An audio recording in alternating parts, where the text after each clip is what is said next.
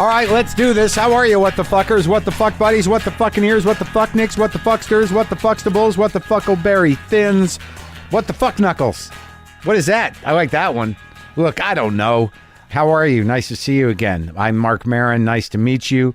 This is WTF. Thank you for listening. I would like to apologize to the people of Charleston, South Carolina. I am not going to be there.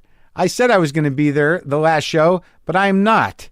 I'm going to be in Charlotte, North Carolina on August 14th through the 16th of August at the Comedy Zone. Apologies to those people in Charleston who might have gotten excited and then gone to my website and said, what the fuck is he talking about? My mistake. Look, today on the show, the very funny Rebecca Corry is here. She's not only funny and a live wire, but she's the organizer of Stand Up for Pits. It's an advocacy group dedicated to stopping animal abuse, specifically against pit bulls. And she did that big march on Washington last month. She has some future events coming up. If you want to go to Stand Up for Pits to learn more, I would do that. I would do that if I were you before I get to her, because I'm gonna chat a bit. I'm gonna be talking to my buddy Jesse Thorne in a minute too, for a few minutes, about his boat ride thing that I refused to go on and that I had to pull out of last year, much to the chagrin of people involved. I apologize for that. We had to start shooting a TV show. What, Mark? You have a TV show on the air? I do. Maron on IFC on Thursday nights, 10 o'clock east and west, and 9 o'clock in the middle at some places. Tonight's episode, if you're listening to this on Thursday, the 5th of June, revolves around the very real event of the departure and mysterious disappearance of my cat Boomer.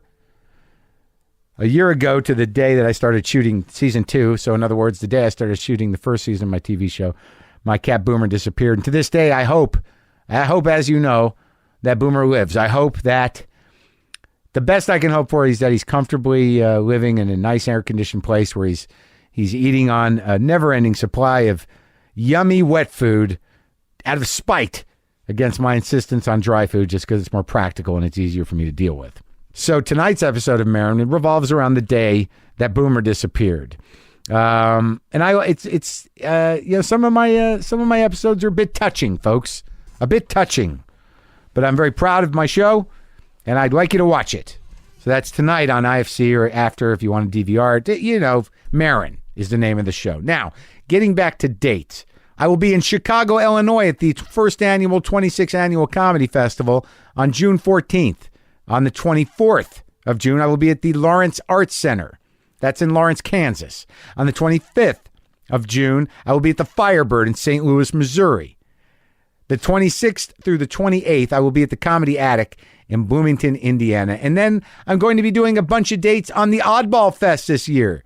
These are dates in Austin, Dallas, Houston, Tampa, Charlotte, North Carolina, Atlanta, Georgia, Denver, Colorado. Ooh, I'm going to Red Rocks. I'm going to perform at Red Rocks on that stage. That's why I went. That's why I took that date. I'll also be at the Mountain View Shoreline Amphitheater in Mountain View, California, and the Verizon Amphitheater in Irvine, California, on that Oddball Festival business. So there's that. I'm also going to be at the North by Northeast Tech Conference in Toronto. Okay, I am doing the keynote up there. That's soon. That's in a couple weeks. So, have not been feeling great. Did not know what it was. So on Monday morning, I went and I got MRI. It was my first MRI. I was excited about it. I think everybody remembers their first MRI, don't they? Now, some of you know I've been having these symptoms. My hands and feet are tingling, and now I've got pressure in my sinuses, and one of my ears keeps popping, and I've got weird headaches here and there, and bing and bang and boom and what have you. Apparently, because everything is going so well in my life, I've decided to reward myself with a deep and very real to me cancer fear. That's how my brain works. Hey, man, finally, everything's going pretty good. I'm dying. And so I focused on that. Went to the neurologist, and he found no evidence of neuropathy, No evidence of mobility problems. No evidence of anything. My reflexes were very good, actually. He was kind of a cranky guy. I enjoyed going to him. I like doctors that seem a little over it, but still very focused. So finally, I'm going to go get my MRI. Never had an MRI before. It's a machine that takes up the entire room, and they lay you down, and they put your head in sort of a braced position, and they sort of wheel you in, and you just sit there in a tube with your head in a tube, and then this piece of high-tech equipment makes more fucking noise than I've ever heard a machine make that should be a high-tech machine. Literally, the process of an MRI is sort of like you sitting there going like, what's that sound? What's wrong with this machine? Is this an old one? Why is it fucking clanking like that? Couldn't they make it a quieter machine? What's going on inside the machine? And then I started to have a panic about my fillings. Is it going to suck my fillings through my skull? Because they took my keys and they took the metal. What about fillings? Am I going to pull one of my, is it my filling going to, like, is it going to go on and like a bullet? My fillings are just going to pop out of the top of my head? Clearly, you know, that didn't happen. So here's who I am. So I get this MRI. I'm fairly convinced at this point that I have a large tumor pressing against the inside of my face. I have not been a hypochondriac in a long time, but I was pretty sure I was going down. So I was making plans and trying to figure out, you know, what I would do, you know, when I found out that I had a tumor in my head. And sadly, you know, beginning to drink again was way down on the list. So that means I'm a little more sober than I thought. But, you know, there was obviously like, well, I'm going to eat a lot of stuff that I'm usually afraid of, and I would probably like to have sex as much as possible. And I guess I would have to hire somebody with some of the money I've saved just to hang out and be there for the whole process. This is sad. Jeez. So here's where it gets weird. So I get the MRI, and then there's a tech. There's a guy that runs the machine while you're there. So now I'm convinced that I have a tumor, at least, you know, the size of my brain, in my brain. And I get out of this tube, and this tech says, you did fine in there. You know, you did well in there. And I'm like, well, thank you. He says, yeah, it's, not everybody does that well, but you did well. And I said, oh, so you saw it? He goes, yeah, I'm the tech. I saw the MRI. And I'm like, well, what'd you think of the MRI? How did it look? He goes, well, I'm not a doctor, so I can't really comment on it. But I said, you know, yeah, I mean, was it okay? He's like, I really can't. And then as I'm walking out, he goes, take care of yourself. Like that. Take care of yourself. Did you hear my tone just then? Take care of yourself. So of course I walk out of there going like, oh, fuck, I'm done. Did you hear that? And now I've got to drive in my car going like, does he say that to everybody? That sounded loaded to me. Take care of yourself. Like I got a struggle ahead. So I'm freaking out about that. And then I want to get the results as soon as possible. So he also tells me that like what's going to happen is he's going to send the MRI to the lab. They're going to rip it to a CD. And then the radiologist will do a report. They'll mail the CD to my doctor and the report as well. Snail mail. It's like, what the fuck? What do you got to commit to this old paradigm for, man? Snail mail? Are you fucking kidding me? Don't they realize that people are panicking and freaked out? It's a big deal. Like, it'll probably be 3 or 4 days because we got to mail it by Pony Express to your doctor. I was a little livid. So I'm working angles. I'm like, all right, look, what if you rip it to CD today and you get the radiologist on it today, and then I come back here, I pick the shit up, and I drive it to my doctor? Like, I'll be the messenger. I'll be the delivery guy. And ultimately, that's what happened. I came back in an hour to radiology. I got the CD. I called up before I came back to see if the radiologist had made a report. I took the report to my doctor, and then I drove over to this guy's office, and I deliver it to his receptionist, who says she'll put it on his desk in the morning. He's gone for the day. Fine. And everybody's treating it like it's no big deal. It's very weird when you go to a hospital. I had this moment where I realized when I was admitted to the hospital for the MRI that these people work with this every day. Thank God they're there. Thank God for people who have given their life to working with sickness, because we're all going to be there unless you go out quick. And it's nice to know that these people are there.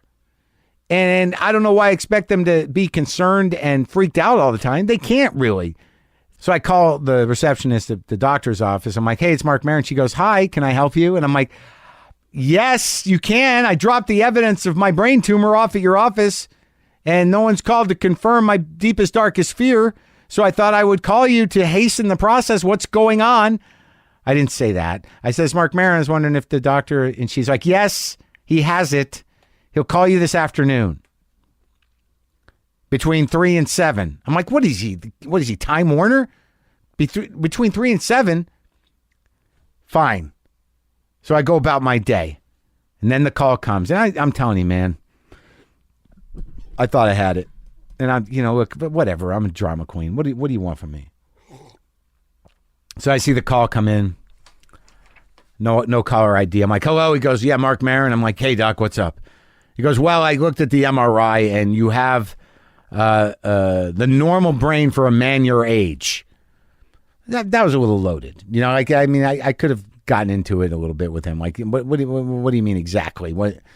But I didn't. I said, so everything's all right? He goes, yeah, it's fine. And I'm like, okay. So there's nothing there? You didn't see anything? He goes, no, it's normal for your age. And I'm like, okay.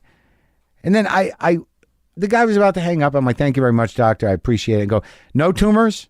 No tumors. He's like, what? No. And I was like, all right, I'm relieved. Thank you. And I hung up.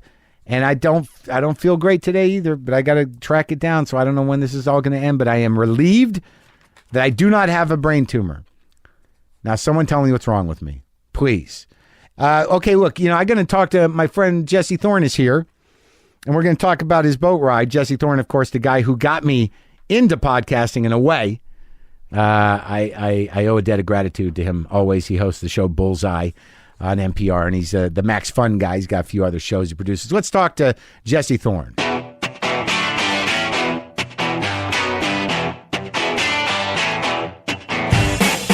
Jesse Thorne is in my garage for one reason. Yes.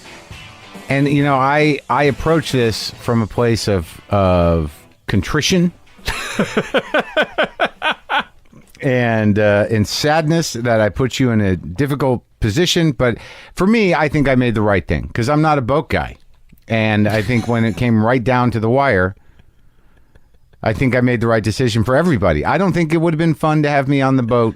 I think it would have been fun. Nobody on the thing is a boat person. That's a thing. I mean, think of Eugene Merman. Yeah.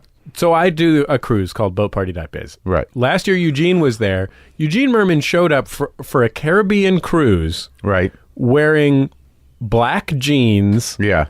And a black chambray shirt. Okay. And by the end of it, he was in the pool wearing his black jeans and his black.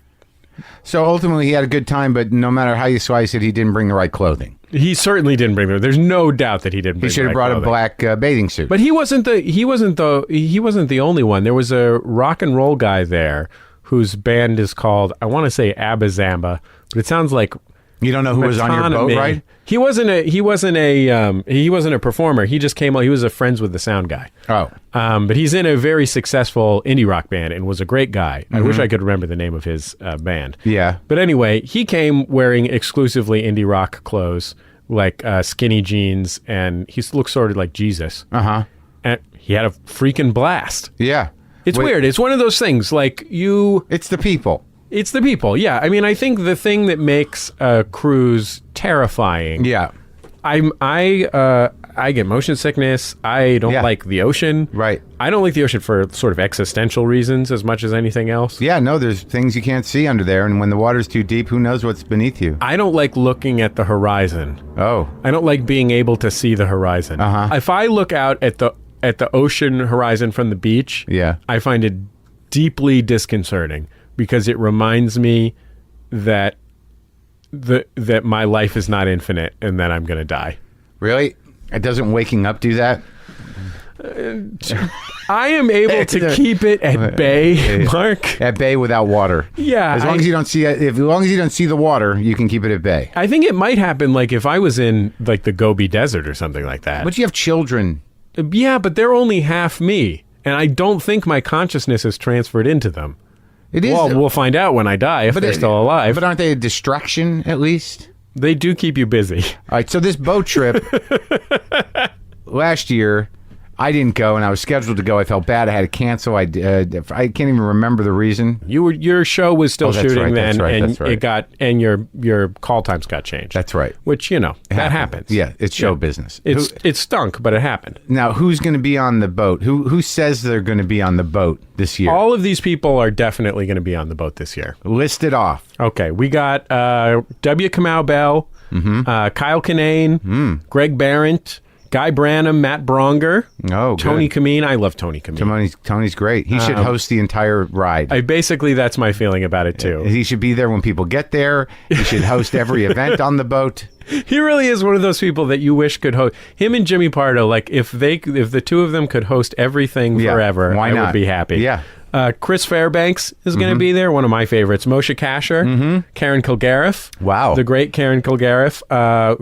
Natasha Leggero is going to be there. So Moshe and Natasha, was that the package? That was the package. I emailed Moshe and invited him, and at the time, I didn't know that the two of them were dating, and he emailed me back, what do you think of Natasha? And I emailed him back, who do you mean, Natasha Leggero? I think she's funny. And he said, oh, good, can she come? And I was like, yeah, okay, sure. See, that was an amateur move. He should have said, Natasha's coming with me. You should put her on. Morgan Murphy? Did I say Morgan Murphy? No, you didn't, because I'd remember that. That's a killer lineup of comedians. That's an amazing lineup of comedians. Are there going to be musical guests this year? Yeah, John Roderick is hosting again this year. He's from the band The Long Winters, and he is like he's a sort of bon vivant, in addition to being a musician. And so just one musician this year? No. All right, well, okay. Lake, the indie pop group out of Olympia, Washington, the great group Lake. They do music on Adventure Time, among other things. But wonderful band. Jean Grey, the rapper, Jean Grey. Has she ever been on WTF? No. You should have her on. You guys would have a great time. Okay. And Antibalas, the Afrobeat group out of Brooklyn. 14-piece band. I'm bringing a 14-piece band. I don't know why I made that decision, besides that Antibalas are so good. How does it work? Basically, so, you guys get half a boat? We get it may even be less than half a boat, but we get special rooms on this ship. So it's a huge cruise ship with a million different. It's not just shuffleboard. Like there's a basketball court and there's a climbing wall. Food every half hour. There's literally a place where you can go and get food at any time, including ice cream, which is what I tended to go get at any time. Yeah. And then there's fancy meals at fancy meal times. And everybody sits together at dinner. There's a room where you can go and hang out at any time if you want to go hang out with the people. And then there's shows at night, and we get those showroom at night. It's like a nightclub room or something like that. But that's your room for the whole run. Exactly. And then during the day, one day you spend on a private island in the Bahamas. One day you spend in Nassau. Funky Nassau. So it's two stops. Two stops. And the private island's called Coco Key. That's where you get a, what's that called? A ski-doo. Okay. Get yourself a ski-doo. Now, that's my recommendation. A lot of hooking up? A lot of people hooking up on this thing? Oh, absolutely. Yeah. Well, I mean, there's a whole, it's like not just hooking up. There's hooking up. There's also people bringing children. Okay. So what?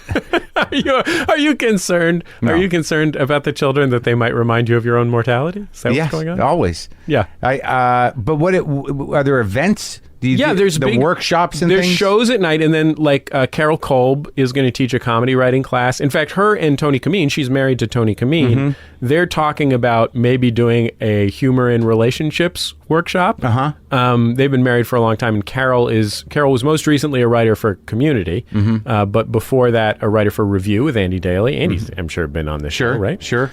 It's the end of July 25th through 28th, I believe it is. 25th through, and it's a Friday through a Monday. And then on Thursday night, we have a party in Cape Canaveral, which is where we set sail from. So there's a big party the night before. If you're flying in from somewhere, you fly in on Thursday, we give you a cheap hotel room. And nice hotel room. How many people did this last year? Hundreds. Really? Yeah, several hundred. Okay, well, there you go. You're not alone. It's a good time. You could go alone because you'll meet like-minded people if you're into the Jesse Thorne empire.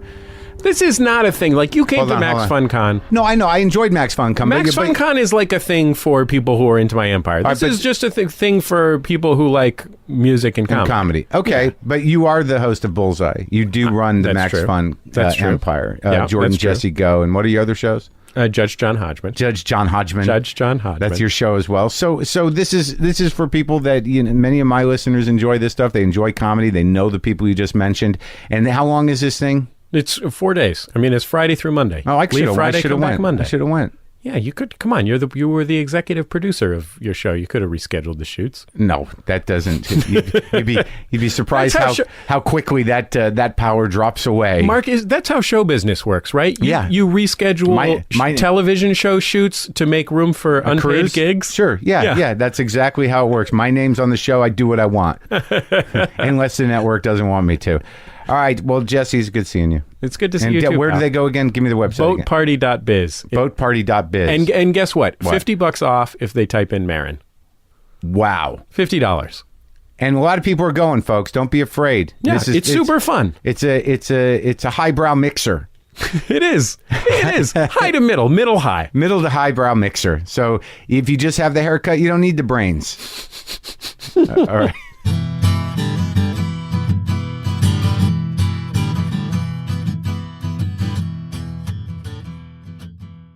All right, so now let's talk to Rebecca Corry. She's great. I love her. Let's talk to her. Yeah, I am one of those people that can have a pack of cigarettes. I can get through it for a month or so and then not smoke for 2 months. Maybe have one or have some wine and smoke. Like, I don't. Really? Yeah, I don't wake up in the morning and go, I don't ever go, if I don't have, I don't do. You don't know that feeling of like looking forward to the first 2 or 3 cigarettes with your coffee in the morning before you go to bed at night? Like, tomorrow is okay because I'm going to be sitting at my table with a pack of Marlboro Reds and a fucking strong coffee, and I'm going to get jacked.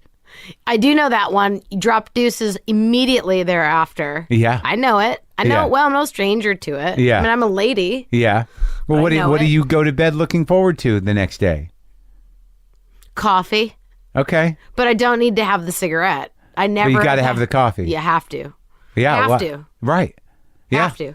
But I did smoke I was married, and so I had a husband who was a really heavy smoker.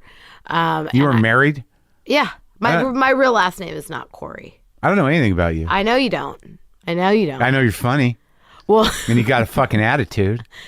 Wait a minute, pot calling kettle what? I didn't say I didn't. Wait a minute. Look, just because I make a statement doesn't mean I'm negating me from the equation. Well, yeah. I mean, I think we met each other once on the Bob and Tom show, where I don't think you said anything to me. And I'm surprised because I remember you given your attitude. No, I did. I said hello, and then I think we even took a selfie. We took a selfie together. Okay. Selfie photo. When was that? That was 6 years ago, 5 years ago. What were you doing up there? I was performing in Where? Indianapolis. Which one? At the Crackers. You were at Crackers. Headlining? Yes. And how'd that go for you? Well, I threw people. When I do Crackers, I usually throw a person out every show. For what? For heckling. And being drunk and stupid. And I go, what are you doing here? Friday Late Show? Yep, both late shows. Where else do you work? I do about 10 clubs a year. 6. I've never had a comedy booker in my entire career, so it's only just do what I can get. 10 a year. About 10 a year. 6 to 10 a year. I do Tacoma Comedy Club. I do Wise Guys. Wise Salt Guys in City. Utah. Yeah. Nothing wrong with that place. Love it. So why are you not in bigger rotation, Rebecca Corry? Because I don't have a comedy booker. I never have ever had a comedy booker. Have you tried? Yeah. When I got yeah, okay. I have. Sure have. Yeah. I got a half-hour Comedy Central special. You did it. Yeah, I did. It's in the can. Done. Taped in the can. Killed it? It was all right. I don't care for the outfit. The boots were a poor choice. Whenever I look at it, I'm like... I've got a lot of those. What was I thinking? When I look at that, I think, are you kidding? And by the way... And this was recently. Well, 2009. Yeah, but still, you decided. You're like, these are the boots. Was I an adult? Yes. Did I have... You had other choices. Yeah. Not only did I have a lot of choices, but I also had a lead time, a severe lead time. Sure, months.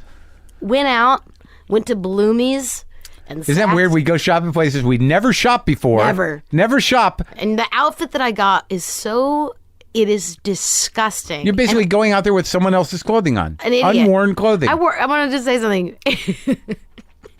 I wore tights in boots. Who does that? Who instructed you to make the decision? It was me. It was me. It was all You thought, me. I'm going to try something new on my special. I'm going to try something new that they're going to record. Yeah.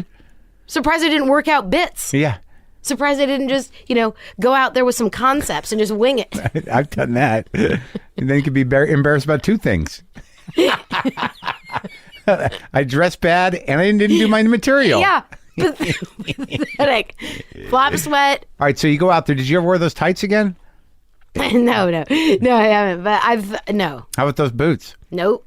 They're in my closet. I wore them one time. The shame boots? One time on your special? Yeah. You know what? Maybe I'll take them out and wear them to just, maybe it'll make me feel better about that. It was just it's the worst outfit. And there's a couple bits I did in my act. Then you just I don't know.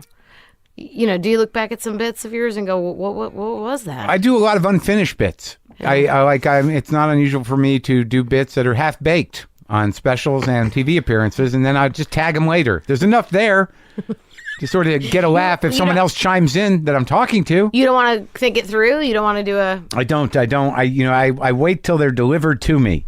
I talk, and then one day a thing will drop out of the ether, and it'll be like, when I'm cornered and I need it, sometimes it comes.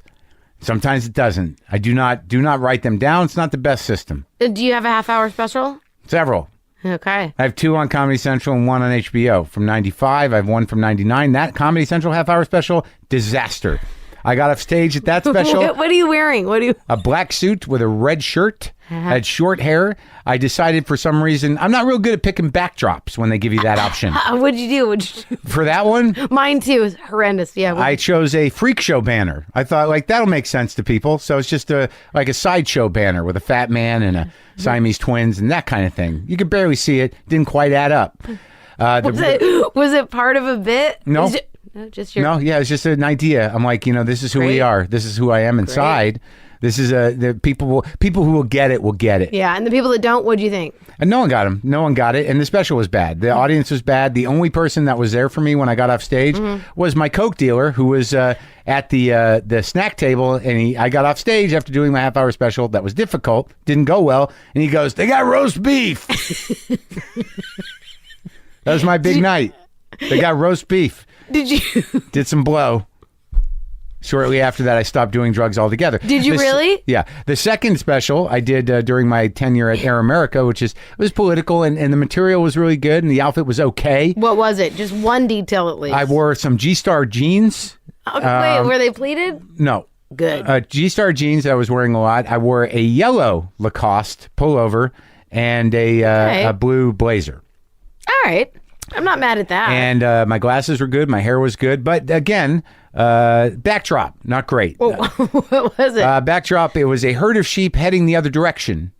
Okay, so the idea was like they're going, you see me behind me, there's a herd of sheep. Going the opposite, the backs, the you back see end. their sheep's Their asses. Yes. And they put one sheep on stage with me. Mm-hmm. So the idea was like, I'm not part of the herd, but during the whole special, a sheep's ass was like right next to my head because of the backdrop, the whole time. Why did you do that? Because I thought I'm telling the truth, man. That was the end of my hey, I'm fucking, I Different. Well, not different. I'm like, this is, I'm political, but I'm also seeing things clearly. Don't think like the herd. That was the end of my Bill Hicks influence. So they were represented lemmings. They were like, that's right. The herd. Yeah. Well, it's you know what? I appreciate the thought. I can appreciate that. But nobody would get it. No. Just a sheep on stage and a bunch of sheep's asses behind me. I would just immediately think Ireland or. Yeah, no. Nothing. It was. They were all too complicated, too deep. The framing was not. Nope. All right, so you did your special, and what? Yeah. You was that? Did that launch you into the 6 clubs a year, or?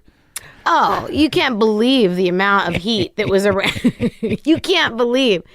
It was like I was getting calls every 6 months to do something. No, these clubs are just people who have liked what I've done throughout the years, have watched the evolution. That's what my backdrop was the evolution of me, like all these physical Where'd you start? poses.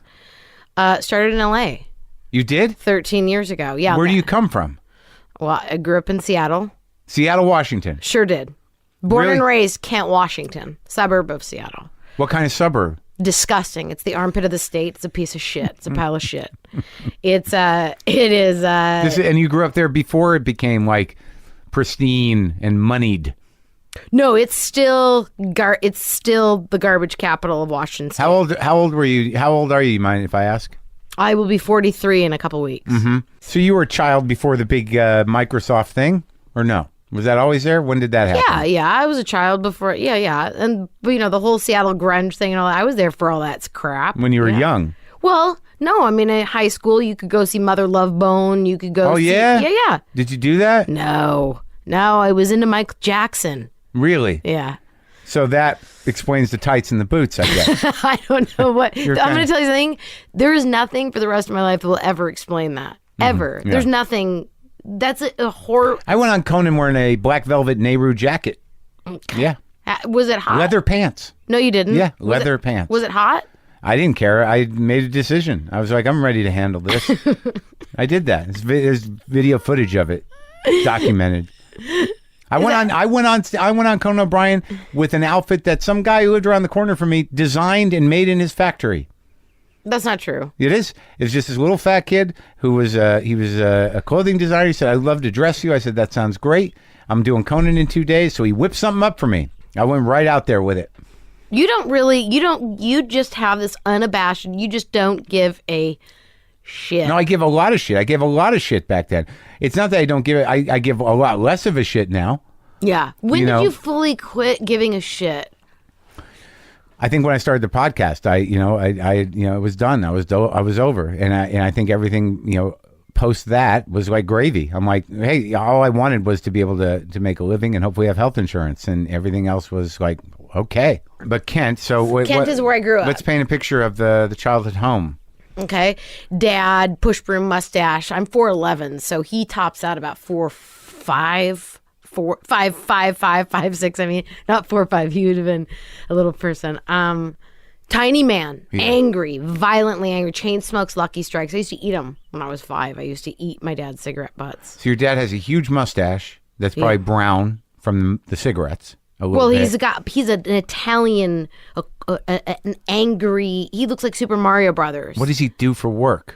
He works at Boeing. Of course. And he air pressure tests airplanes. So he crawls around on. They take an airplane, and they blow it up with air, and he crawls around on his hands and knees, and he has a stethoscope thing, and he listens for leaks. And when he hears a leak, he plugs it.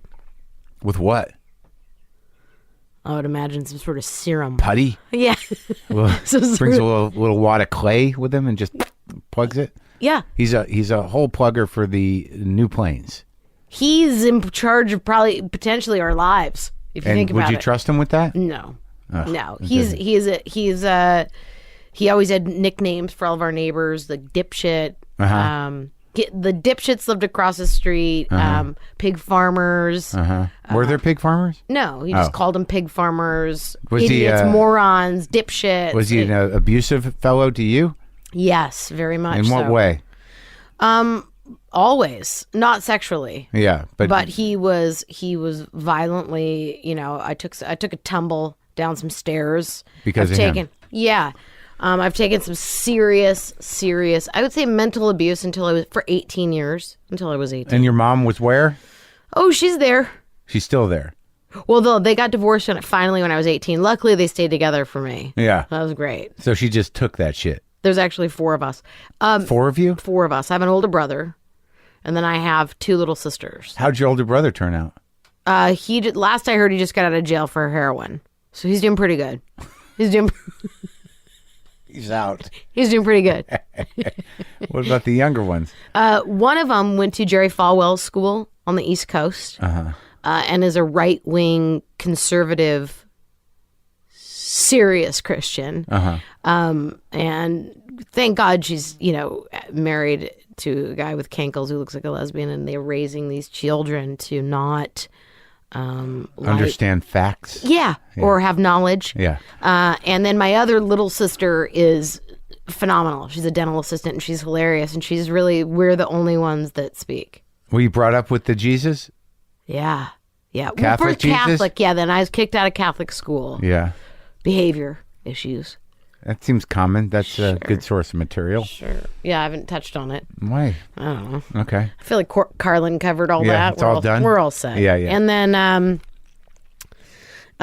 then 13 years old, my mom decides to become a reborn. Is it reborn? Born again. Born again Christian. I don't even think they call them born agains anymore. There's something else now. Well, she was definitely, if you asked her, my mom discovers Jesus. Yeah. Big time. As though they're high-fiving. Like that kind of relationship. Talking a lot about him. Seeing, inspired by, knowing all. She saw Jesus. Yeah. In things or just about? He's everywhere. He's Jesus everywhere. is everywhere. Everywhere. Yeah. In every action, every thought, all that shit. She got the full hook, line, and sinker. Yeah. Just and the whole brain went. Brain went Jesus. Gone. Yeah. Gone. Yeah. Went to a Christian church called Grace Brethren. Yeah. We would foot wash. Uh-huh. This is a thing that we had to do. My mom would say to me, I'm 13 years old, you have to wash another person. It's a baptismal ceremony that we did. And then I got full submersed, where you put the thing on, you sit in the tub, and they do the thing. I got that done. So I'm all set there. Pretty sure heaven is imminent. And then they finally got divorced when I was 18. She remarried some guy from that exact church. Right. Dale also works at Boeing. No, he doesn't. He doesn't. Does your father still work at Boeing? No, retired.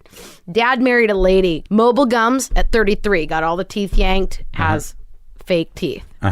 Mobile gums, is that a thing? Mobile gums is like if you have mobile gums. From what my sister tells me, not the really religious one, but the dental She assistant. knows. Sure. She knows about mobile gums. Yeah. I've never heard of mobile gums. No, I haven't either. I'm ready to learn. So my sister's like, you have mobile gums, which means her gums are like so, I believe, rotted. Yeah. Rotted. Yeah. That the teeth they're just moving. They can move. There's no stability in the mouth. Right. It's kind of a nightmare if you think about it. A lot of teeth moving around. Well, yeah. So she had all her teeth pulled. Yanked. And she has false teeth. Correct. And your dad is still with her. I have not spoken to him in 10 years. Really? He does live in they do live in a double wide. In Kent. He lives at the base of Mount Rainier in a double wide trailer. That's his retirement. Yeah, he's 15 wiener dogs. Okay. 15 wiener dogs in a double wide at the base of Mount Rainier. It's pretty. Is it? I don't know. I don't know. What is your place pretty? Yeah. I'm not sure a double wide base of Mount Rainier's. But Mount Rainier, inarguably pretty. Yeah. I mean. So what happened? We can't. A mountain is pretty. Yeah. So in his eyes, he's living it. I'm not sure. I would have to. I guess. I recently heard she left him. Because he's a madman. He's a madman. So what happened 10 years ago to initiate the bad ill will? Well, you go through. Did you visit the trailer at all? I've been there. Oh, yeah, I've been there. You slept in the trailer? No. But there was dog shit all over the place. Because he's got 15 wiener dogs? Unneutered, unfixed, whatever. Why wiener dogs? I'm not sure. I'm not sure I guess that's his preference. But he's a negative, horrible human being. I'm familiar with that syndrome. I had it for many years. Okay. I don't mean to laugh, but I'm over it. Okay, I know you're over it, but halfway over it. I don't really think Almost. listen, I don't think I'll keep negotiating it. I don't think you two are the same person though. I think there's different levels of that. And I don't see you as that. Look, No. I didn't know you. I mean, we've met and stuff, but Yeah. I didn't really know, what you had going on specifically. Yeah. But I just can't see you being. That's weird because it's readily available in many different formats, what I've got going on specifically. It's just your lack of interest did not compel you that direction. I've made it nothing but available Okay. for decades now. I think it's the bulk of my work. Okay. Yeah. The bulk of your work. Well, he's I don't think he's a piece of shit. Yeah. The guy's a piece of shit. And So that was just a decision you made. There was no action that occurred that It's- said, I'm done with you. no, it's just years and years. It was a decision that I finally made after going through therapy and realizing that he's just toxic and negative and horrible, and all he's ever done my entire life was be a horrible parent, a failure as a father, and he abused animals in front of me. What do you mean? He went to He's got a lot of dogs. he does now, which is so weird. But when I was growing up, my very first dog, barely can even talk about it, Jones. Yeah. Found her. Ironically, Yeah. we went on a family trip to Mount Rainier, and we just pulled into a gas station. And he found this dog. It was in a box, just like at the gas station. They were giving them away, Yeah. puppies. Brought it home. About 6 months later, he decided that dog will live the rest of its life tied to a doghouse with like a 3-foot long rope. Uh-huh. And that was it. And it would go. It never could run free. It could never do anything. He blamed it on us. He would How say so? he would just say, that the dog is barking. The dog's been barking for 3 days because you guys aren't out feeding it or taking care of it or sitting with it. Uh-huh. And by the way, the dog had to live in its own human shit. I mean, its own shit. dog shit. And, Your and dad wasn't shitting on the dog. not that I ever saw, Right. but I Not beyond him. Wouldn't put it past him. I wouldn't. And just it rains a lot. Yeah. So it was just mud and shit and pee and this rope, and the dog was covered in it. Ultimately ended up dying at like 4 years old. Threw it in a wheelbarrow, made us get in the car. And he was like, that's what you guys did. That's what you guys did. And I was like, it was very, very How traumatic. old were you? During that, I think it was 4-year period. So probably the dog Jones probably died around 13 and a half. You were It was- 13. Yeah, it was That's a terrible. horrible time. Horrible. And he would do crazy shit. Like I was going to my dance. I had a 7th grade dance, I remember. And my friend came over and I had all, curl in my hair, Yeah. crimson hair, hairspray, Aquanet. Just Yeah. dude it up, looking Yeah. for a good Good 7th finger grade banging. time. Yeah, Good finger banging. Good finger banging. And that's, by the way, that's a lost art. That's another thing. But Yeah. I'm hoping it comes back. Yeah, I think that was the first time I finger banged a girl. Is in 13. 7th grade. Yeah, Yeah. 7th grade. I didn't know what to do. Sure. I did not have any craft at that time. I was just happy to be in there. And Wiggled it around a little bit. Felt the territory. Had no idea what it was supposed to do. Smelled my finger after. Was very proud of myself. now, how did she respond? I'm not sure. I was I can guarantee you I know how she responded. What's? Ow. Uh-huh. I bet she was like, ow. I don't think I was violent. Well, yeah, I know, but 13-year-old boys, I mean, just like I remember. I was big into, I just didn't have no idea what was supposed to that's- happen I down know. there. I just wanted to feel it. Right. I was amazed that there was more than one hole. When someone told me that there was an asshole and then there's the vagina hole and then there's the hole they pee out of. I'm like, this sounds complicated. So how will I know I'm not my finger's not in the asshole when I'm in there? Because you got to go through the pants. You're not going to be naked at 7th grade. Right. How do we know? Right. And 'Cause how did you? It felt like something I'd imagine a vagina to feel like. Did not feel like an asshole. I didn't have that resistance that an asshole might. And I know that the pee hole you can't. Yeah, that's You can't. You can barely see it. Barely. Yeah. So I mean, I've never really looked hard. Yeah, but there's a lot of skin to get past, and that varies. So all right. So right. right. Yeah, and dry humping too. I want to tell you A something. lot of that. Love it. Love I'm it. Very good at that. Oh, fantastic! It ruins jeans, but jeans now you can buy on eBay for like half the price. I used to cum in my pants constantly. Because it was like, this is something I can handle. The other thing seems like a lot of work. Right. I'm not good at it. Yeah. She seems to be enjoying this thing with Sure. the pants on. Yeah. And then I know that when I finish, it's over, and I'm embarrassed. But no one gets hurt is the point. I got hurt because I was like, why can't I make this happen outside of my pants? That took another number of years. I mean, yeah, after for me to really master that, I was well into college. Yeah. Okay. Great. Yeah, so, all right. So you reach a lot of people. It'd be nice if you could get the word out about finger banging. Yeah. Well, what do you want to say, Rebecca? Let's focus in. What's the message you want out there? Well, I just think that it's great. It's easily you can travel. It can be done anywhere, anytime. No one gets hurt. There's never look. You may get.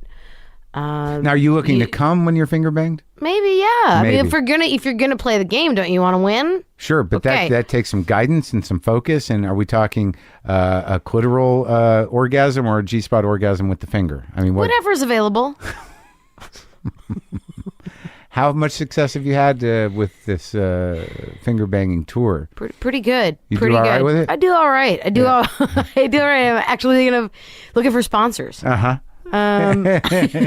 It's a lost art form that I think people just skip over, is my point. And I don't think we should. We all move real fast, with the internet, with social media, with how fast everything moves. I don't think we have to go so fast. Yeah, you got to slow it down. Slow it down. Yeah. Yeah. How about Let's you? not freak out. And Yeah. Why is everyone running? you don't want to lose the mood. We got to get this thing in there. Everyone's so rushing. Yeah, all the yeah. time. Anyway. So you're dressed up for your 7th grade dance. Oh, and yeah. Good memory. Fucks that up. Goes, get out there, he says to me, because he knows I'm just about to leave. This is the kind of shit he would pull. Yeah. Get out there, change the rope on the doghouse. So, in other words, remove a rope that's 2 feet long where the dogs can't move anyways, and put on another 2 foot long rope in the pouring down rain, in the mud and the shit and the pee. And I'm dressed. Yep. Guess what? I had to do it. Why? No choice. You do it or you get smacked around. Period. Like smacked around how hard? It would depend on the infraction, but you piss him off enough, you may take a tumble down the stairs. You may get a grab on the throat where you can't breathe. There were times where I had his handprint on my neck. Couldn't get my, taking off my shirt would hurt. So no one thought to call social services. I ran my mother, who I don't talk to. Why? Well, she's an idiot. Okay. She too was like, she was just like, that's your father. By the way, that's how she talks too. She's not New England? No, Seattle. Okay. Oh, that sounded a little Midwestern. It sounded like Minnesota. Like yeah. And she's just like, that's your father, and that's what God says that you just got to honor your mother and your father. I was like, okay, he's choking me, or if my room isn't clean, he's smacking me in the closet. Yeah. That kind of stuff. Yeah. Just parenting. And why don't you talk to your mother exactly? Well, at some point you just go, you went through therapy, right? Yeah, I've gone through periods of not talking to them. To both of them. Right, so you go through it and you decide. The last straw is you kind of grow up and you just go, these people are not adding anything. Well, I could see how your father, who's violent and toxic, is, there's a reason for personal and emotional safety not to engage. But your mother seems manageable. Well, she's not. It depends. She's on the other spectrum. He's this crazy, violent, yelling, abusive, negative psycho. Yeah. And she is this passive aggressive. Everything is but Jesus. Like that. I don't know which one. It's the worst of both kind. And what does she live in? A trailer. She lives in a trailer. Yeah, she too lives in a trailer. So they're both living in trailers, and you don't talk to them. Yeah. And you have closure around that. Yep, I do. I really think that I do. I mean, therapy helped you. Yeah, I mean, I could easily do another good round of it. What's a round? How long is that? I don't know. I don't know. You tell me. I don't fucking know. People think I'm Mr. Therapy. I'm relatively new to therapy again. Well, I've gone through a few rounds. Well, give me a round. What do you got? 1 month? No, that's not enough for anything. Year.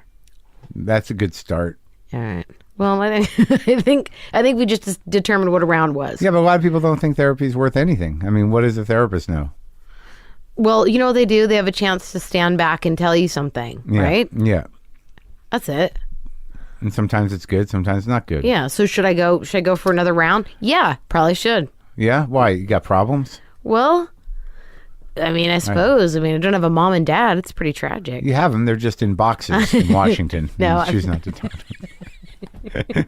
They're both in metal boxes. I will tell you, every time my sister calls, I'm always like, oh my God, is she going to say that one of them is dead? I mean, I don't know how their health is. I know my dad had a heart attack at one point, I'd heard. So you only talk to your sister?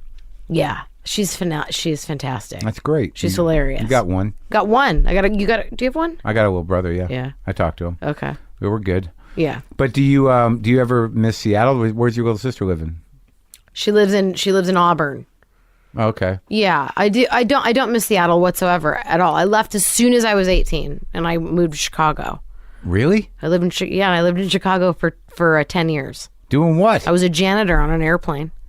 This airplane thing and the dog thing, which we'll get to later, runs in your family. Airplane and dog thing? What do you mean? Your dad worked for Boeing? Oh, yeah, no, I worked for Delta Airlines, cleaning planes, cabin service. That's what got me to Chicago. But then I auditioned for Second City. Yeah. Like a year after I got there, and I went through their training program and all that crap. Wow. Yeah, never got it hired. Right. I'm not a great improviser. But you're a dynamic character. Well, You put that on a business card. wait a minute. No, but I mean, Well- it seems like, you definitely know how to hold the stage and you have a way of being Well, very defined. Yeah. No one is like you. right. Yeah. That's a blessing and a curse. Yeah, very much so. Yeah. But I mean, the improvising, do you improvise at all, or have you? Not in a structured way. Well, that's the problem. That's what I'm telling you. Is like I went through Second City and I studied with like really. I was there when I was going through Second City. The main stage cast who was on stage, who I got to see every single day. Because when you're a student back then, when you were a student, yeah. you go in and watch everybody perform and stuff, and it was awesome. And I got Steve Carell, Steve Colbert. Nia Vardalos, Mitch Rouse, Amy Sedaris, all these guys were on stage. Amazing Farley and all these people were there. Were there? Yeah. Wow. Great time to be there. It was. Yeah. I was 20 Yeah. years old. And you had not done stand-up 40. yet? Never. You just want to take a class because you thought this was a thing? No, I met one of the actresses. Her name is Rose Abdu. I met her and this other actor named Jimmy Doyle in the park with my husband. Because I had just gotten married. To who? To this guy named William Corry. He was my husband. In Chicago? Yeah, but when I was 18 years old, I had gotten hired at Delta Airlines and I flew to England because I was obsessed with Morrissey at the time. So you were working at Delta at 18 doing what? Being a janitor on the plane. Yeah. Cabin service, vacuuming. Yeah. Don't like Delta. Hate it. Yeah. They're the worst. Yeah. Pilots are really aggressive flyers as well. Really? I'll say it. Yeah. A lot of them are military, ex-military pilots. Yeah. And they land real hard. They take off real sharp. Yeah. They hit air pockets. They can't manage it. Really? Yeah. What do you mean they can't manage air pockets? Let me tell you something. I've been on a Delta flight and we've hit an air pocket and I thought, that's it. We were unmanageable. We were going back. It was not, you hit air pockets all the time. Yeah. We hit it was on a Delta flight and all the takeoffs and landings I hate. Yeah. And I hate a lot of the behavior of the staff. Yeah. And the rules, because I was one of them. Right. Went to Atlanta, did the whole thing, their hub and all that. But just their flying techniques are really, really not great. And the pilots are all ex-military. So it's not like they're looking to to keep everyone comfy. They're like, let's just do this. Yeah. They hit an air pocket. We went nose first. We hit the air pocket and I could feel the front of the nose of the plane like, go. And I was like, hey, I screamed out loud. Yeah. Pulled out of it. Just my point is that this is just not pretty and I don't care for them. So you Why fly do you not to like 'em? England. Yeah. And what happens in England? Meet a guy there, 18 years old. Meet him. Second day I'm there. Finger bang or no finger bang? Yeah. Okay. It was New Year's Eve. Went to Trafalgar Square.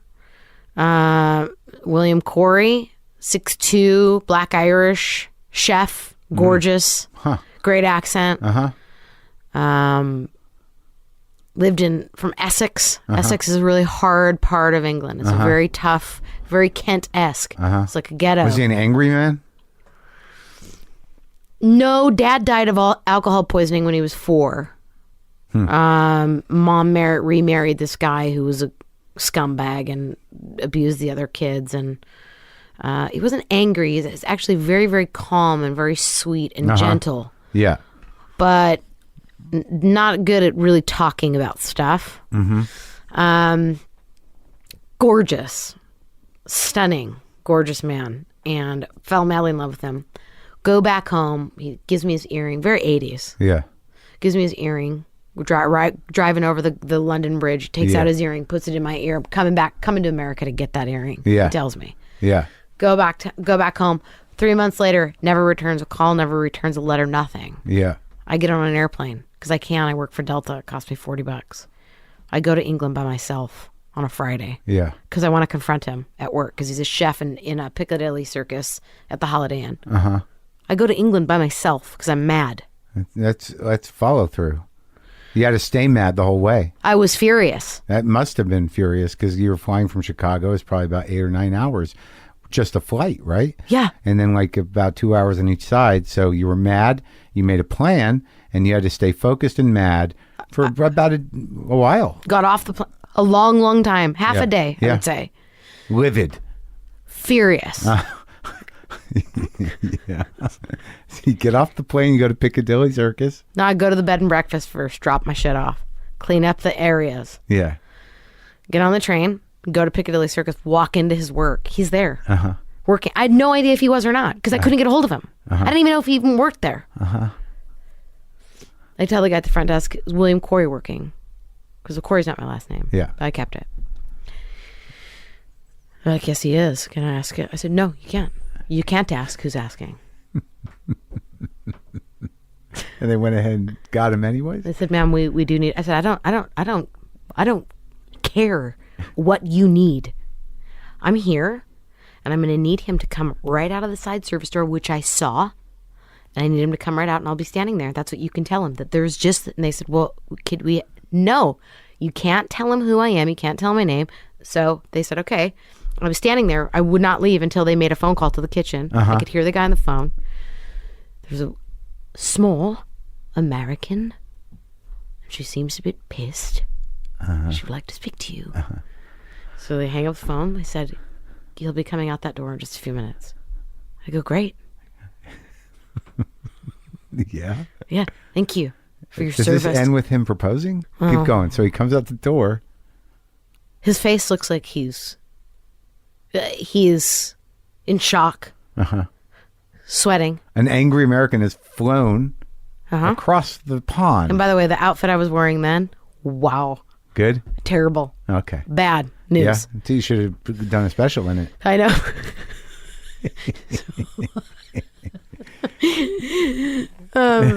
So I should have went on Conan. Yeah. Yeah. Should have saved that outfit. What was the outfit that this sandbagged man Okay, ready? opened the door to? Beyond sandbag. Yeah. Paisley, Yeah. yellow. Yeah. Paisley's brown. Paisley's were brown. They were tapered, pleated, black slacks. Don't remember the shoes. I think I blocked it out. Yeah. He walks out, and I go, hey.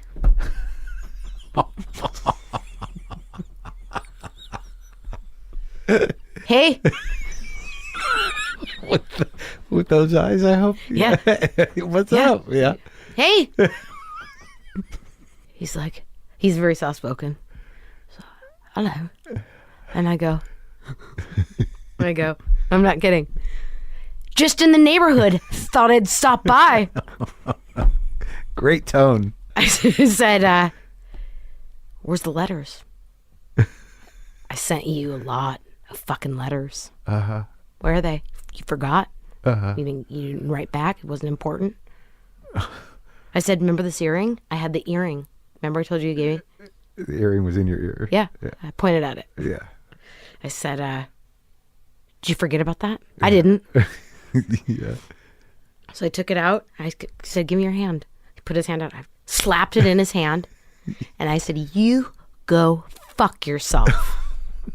Turned around, walked away. Very dramatic. That is when you exit. Yeah. You don't linger. Yeah. You have done it. You have flown across You're saying this as if this is a common thing, and that you've talked to other people that have done this, and there's an instruction. This is how it's done when people fly across countries. Actually, I didn't really realize until this very moment how actually uncommon it is, to be honest. Uh-huh. So I go and I do that, and I'm like, that's it. And I was like shaking, heart's beating out of my chest. I'm like, fucking I did it. Yeah. Fuck him. Yeah. And how dare you fucking fuck me? Like in my mind, I'm like, so I'm storming down the street. Yeah. He dramatically comes running back. He's shaking, he's got the shaky lip. Look, could you just please talk to me? Please talk to me. I said, no, I've said everything I need to say. You're a fucko. Fuck yourself. How dare you? Yeah. Of course, he, is hot. So we talk. Go back to the canteen. He gets me a cup of coffee out of the machine. Out of the machine? Yeah. Classy. Uh-huh. So we sit down, we're having a cup of coffee. In walks a girl. Really well dressed. Yeah. The opposite of how I look. Yeah. She's looks great. Yeah. Tall, thin, I'm short. Yeah. Horrible. I'm wearing the worst outfit. Yeah. She walks in, she starts crying. She looks at me, looks at him, storms out. This happened in the canteen. Yep. So something's up. Yep. Mm-hmm. I go, who the fuck was that? Did you have the other earring?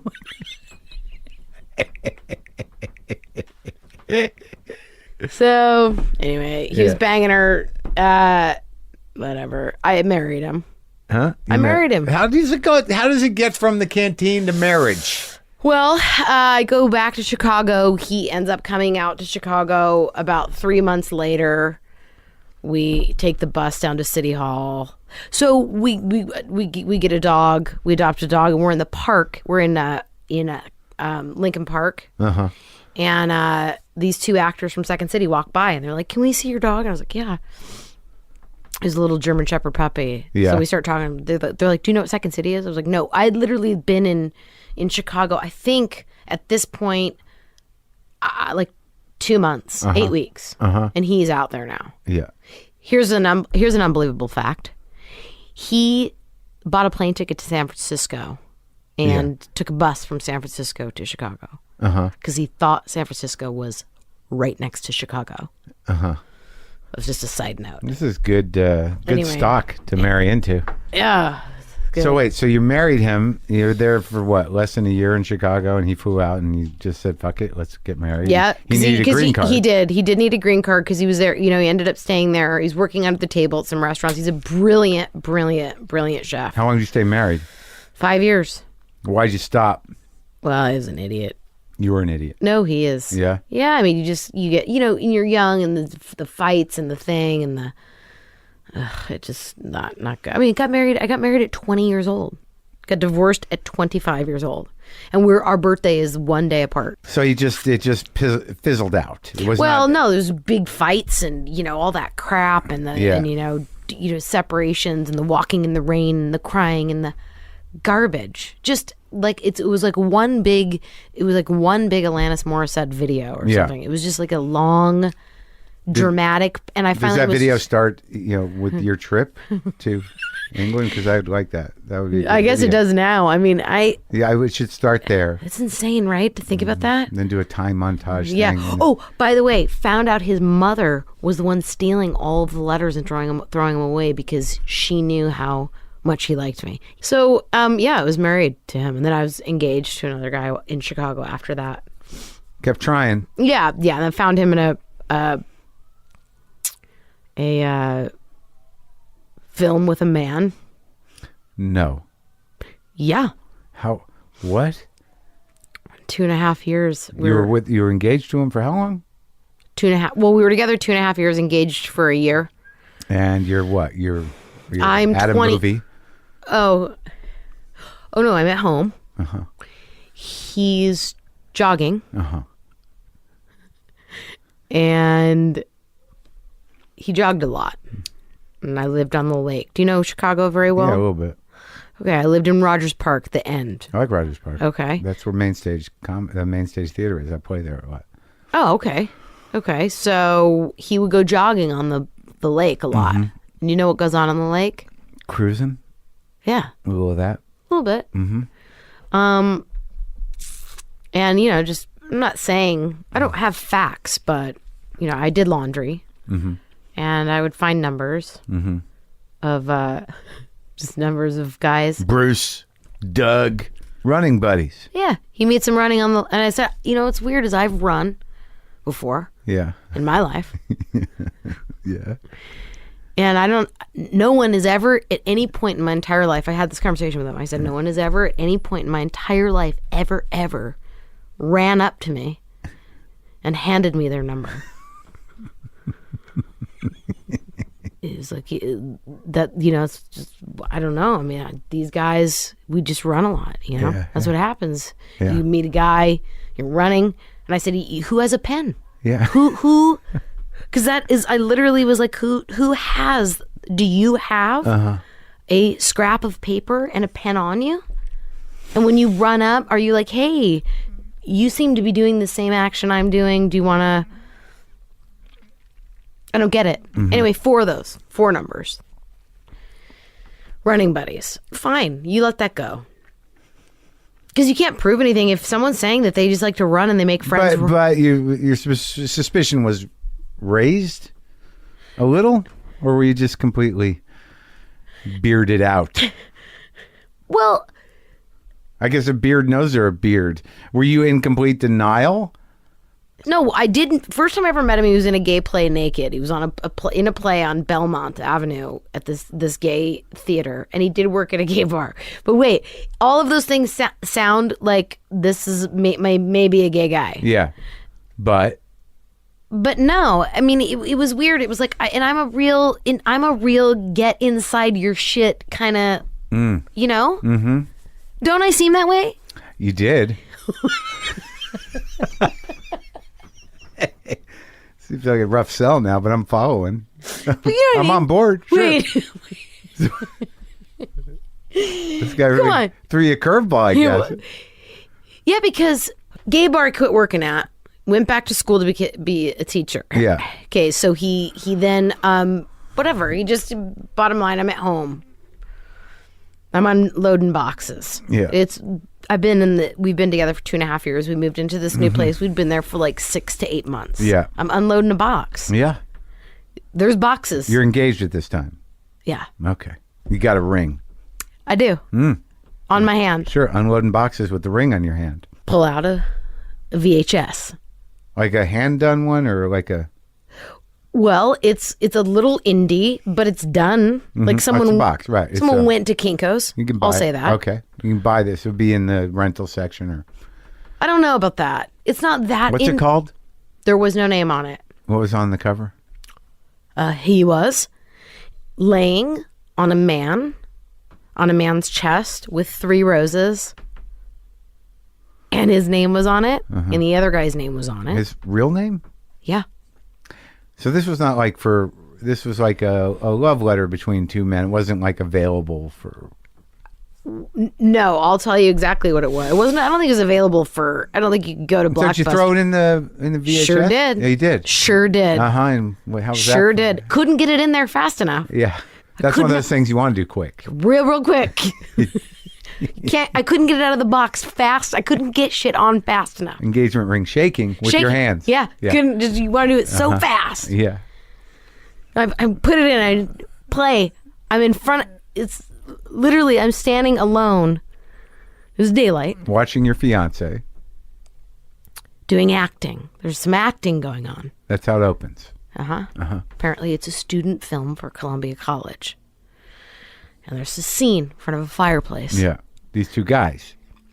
My fiance in underwear and nothing else. Yeah. And the other man in underwear and nothing else. And then some dancing starts.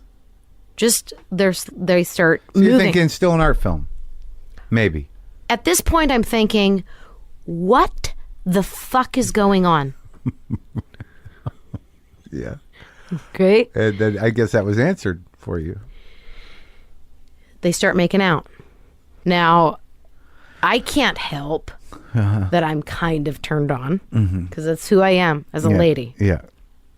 But I'm very aware that that's my fiance. And I'm also aware that that is not what I was aware of. No one has ever... Not in the agreement. Not new knowledge, new information, as our friend would say. New information. New information. Mm-hmm. No one at any time ever in 2.5 years ever said, hey, Rebecca, just a side note, I did a gay film. Mm-hmm. Did he do it a long time ago? Apparently it was 2 years before I met him. Okay. No relief there. Nope. So I'm looking for boners because I want to know. I know you're acting, but I also want to know if you have a boner. Now, I know I've learned from a very young age, boners don't mean a lot. Boners are not something you should be flattered by. Yeah. They happen. They come and go. So I'm thinking if he has a boner, it's still not, like in my brain, I'm thinking I was thinking so many. Did he have a boner? Yes, he did. It was not out. There was no jerking or sucking or any of that stuff. Yet or at all? Well, here's what's unbelievable. This is the part that literally it hurts me. I stopped it when he ended up laying on top of the guy in a bed. Yeah. Chest on chest. Yeah. Boxers to boxers. Yeah.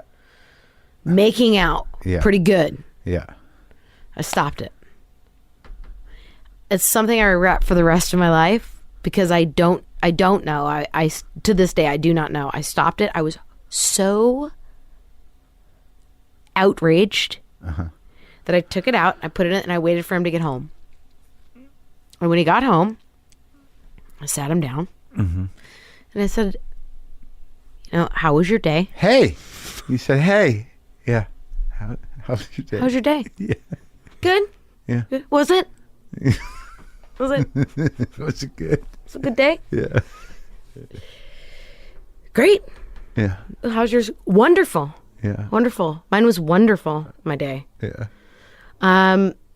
Is there anything at all, if I were to ask you right now, that you have failed to tell me? There's a tiny little piece of you, a little tiny piece of information that you could think of if I were to ask you, is there anything on earth that you would want to tell me? Yeah. Does anything come to mind? Yeah.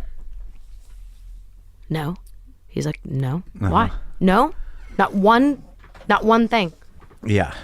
No. Not, you can't think of a single fucking thing. Yeah. No. Uh-huh. I had the tape. Yeah. I go, bam, what about that? What about you having a boner with a man? That doesn't ring a bell? His face was like, he was horrified. Yeah. I saw that. This is And he before the internet. This guy lived a tape around.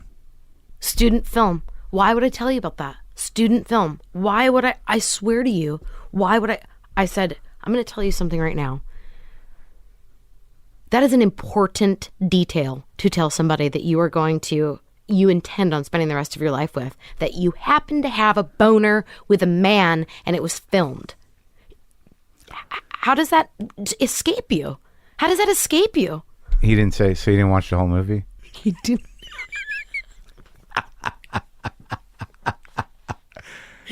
He did not. Oh, boy. And I never did watch the whole movie. I'm so mad about it. So what happened? He basically, this is what's insane, is that in the end, I believed him. And he basically was just like, it was a student film and is what it is. And I didn't do anything wrong. You loved the guy. Yeah, I mean, I think, I don't know. I don't know. But, yeah. And then I stayed with him for like another 6 months. And then I was like, what? It's a wrap on that.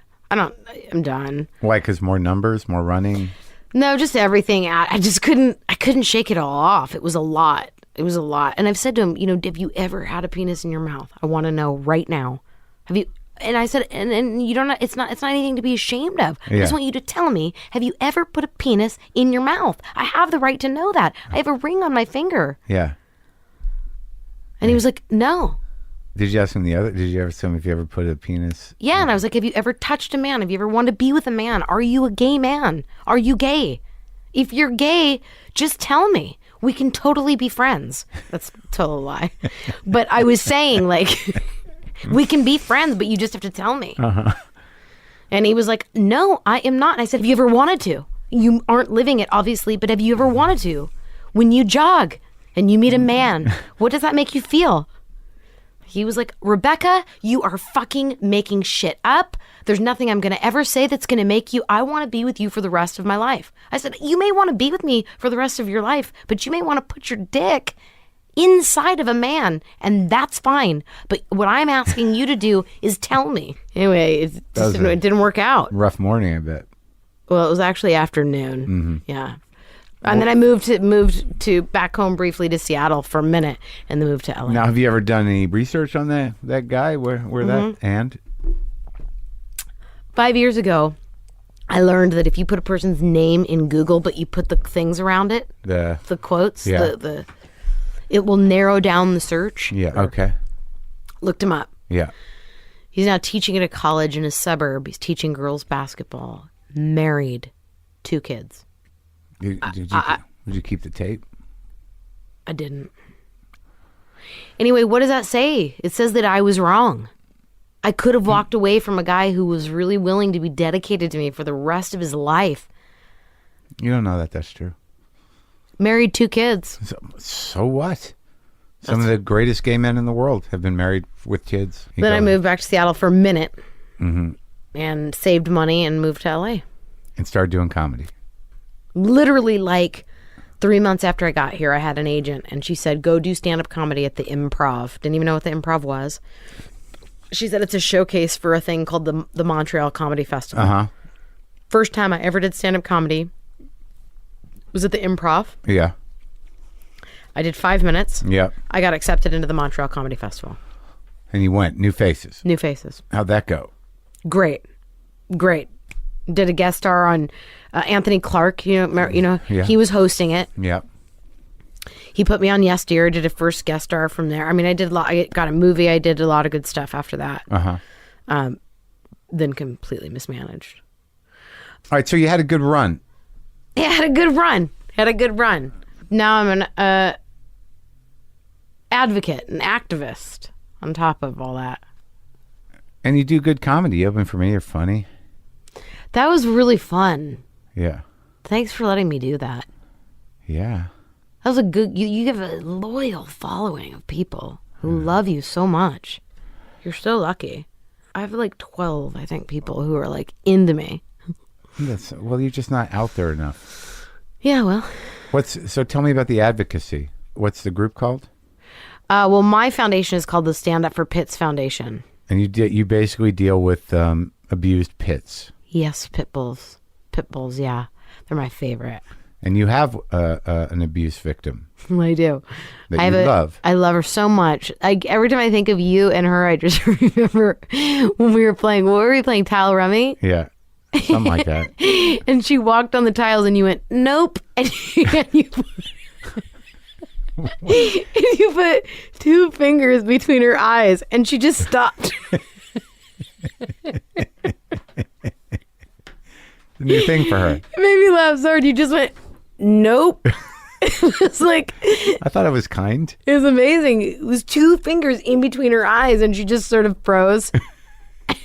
She like thought about it, like, this is weird. Continue to walk across And then the I'm tile. gonna walk across. Yeah.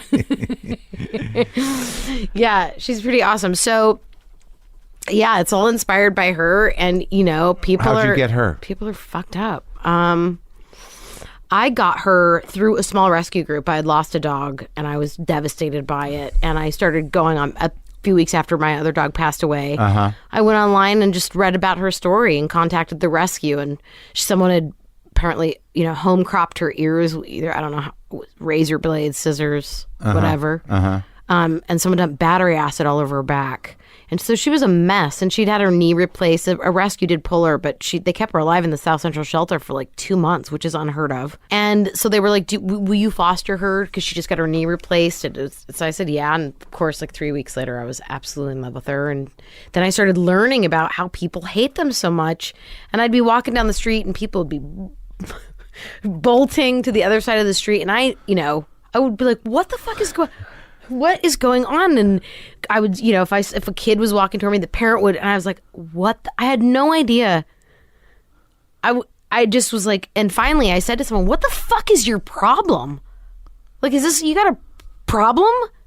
And since then I've learned to talk to the public a little bit better. But I learned people fear these dogs for their life, and it's absolutely insane. It's absurd, and it's mainly the media. And so I dedicated 1 year of my life to organize the first ever march on Washington. I've permitted the West Lawn at the U.S. Capitol myself.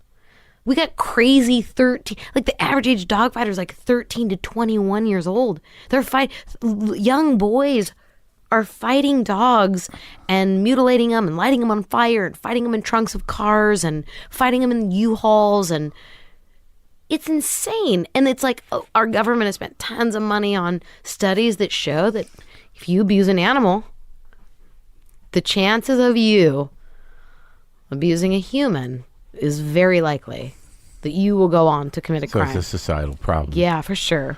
Because I'm not a very political kind of gal. Yeah. I'm not really into that. Uh-huh. But I just hate discrimination, and I hate that, angry people, scared, fearful people are so quick to say, let's, kill them all. Oh, one bit a kid, we'll kill it. Kill them all. It's insane. So I've taken a lot of crap for it. It's not a popular cause. It's not, when you say the word pit bull, yeah, immediately people are like, so. What's the flack you get? I've had death threats from people who hate pit bulls. They've said, I hope, people who are victims of pit bulls?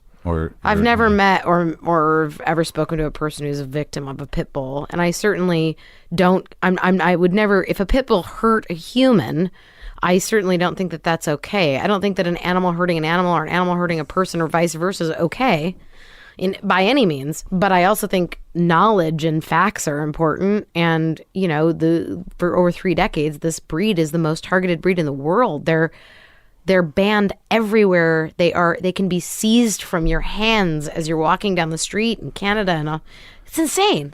So yeah, it's been a huge part of my life, and the flack is just like, you don't. I guess, have you ever stood up for something that you really, really believe in? There's always people that hate you. Oh yeah. Right? Yeah, they'll hate you just for believing in yourself. You feel good? Yeah, I can't wait for my dad to hear it. Do you think he has a radio? You need a computer. Oh. He's not going to hear it. Yeah. I feel like I think that a lot of people learned stuff today. Sure. A lot about a lot of things. How to, stalk someone internationally. The momentum needed. The telltale signs that someone you might be engaged to is gay. Right. The need for more finger banging. Right. What else did we... We really did. Mobile gums. We learned about mobile gums. We learned about also animal abuse activism. But yeah, and specifically the job of plugging the holes on the planes with putty. And that we hate Delta. Yeah, Delta's bad.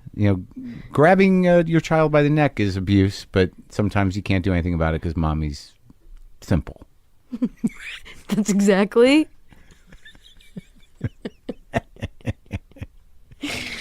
I see you have a needlepoint thing there. I may actually needlepoint that up. Mommy is simple. Are you conscious of the fact that you had that traumatic experience when you were a young teenager with that dog that your father abused? Do you see that as a source to your activism?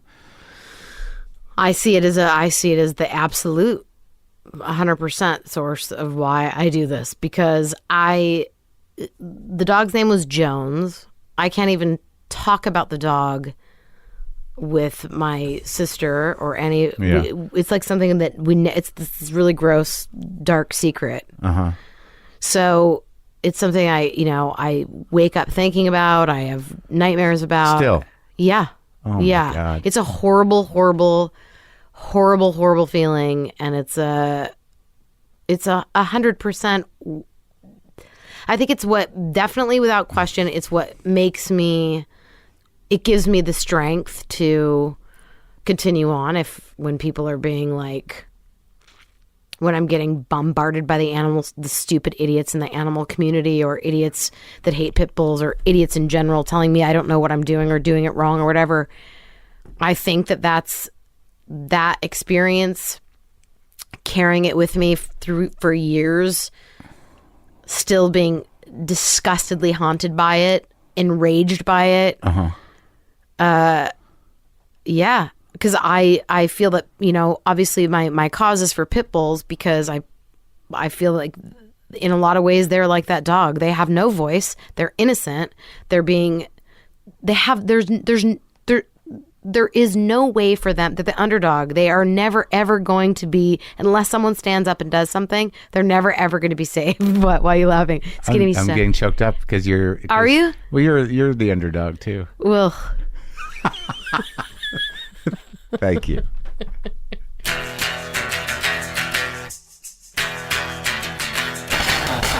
Man, she's full of the beans, that Rebecca Corry.